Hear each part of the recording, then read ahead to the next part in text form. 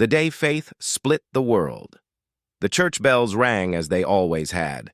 For centuries, their sound ruled Europe's days, calling the faithful to prayer, marking births and deaths, blessing kings and crowning empires. The church was not just a place of worship, it was the center of truth, authority, and salvation. To question it was to question the world itself. And yet, in the autumn of 1517, one man did exactly that. His name was Martin Luther. He was not a general. He was not a king. He was a monk, quiet, intense, and deeply troubled by what he saw.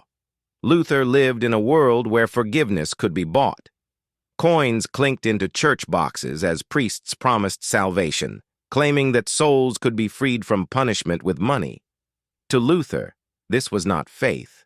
It was corruption dressed in holiness. He wrestled with Scripture late into the night, searching for truth. And what he found shook him. Salvation, he believed, came through faith alone, not through payments, not through power, and not through fear. On October 31st, 1517, Luther walked to the church door in Wittenberg.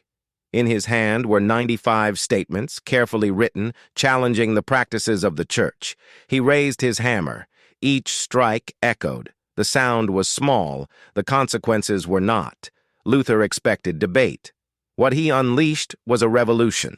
His words were copied, printed, and carried across Europe with a speed never seen before. The printing press turned protest into wildfire. For the first time, ordinary people could read Scripture in their own languages. They began to question what they had been taught, and who had the right to teach it. The church responded with fury. Luther was summoned, threatened, ordered to recant. He stood before emperors and church leaders and refused. "Here I stand," he declared. "I can do no other." Europe cracked along lines of belief. Kings chose sides. Cities burned. Families were divided. Wars were fought in the name of faith. The unity of Western Christianity, unchallenged for 1,000 years, was broken. Yet from the chaos came transformation. Education spread. Literacy grew. Individual conscience began to matter. The power of the church weakened, while nations grew stronger. New churches formed. Old certainties faded.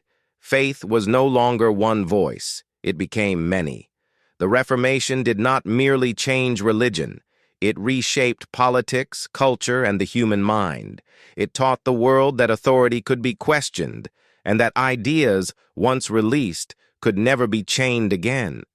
Just as new oceans had been crossed a generation before, a new inner world had now been opened.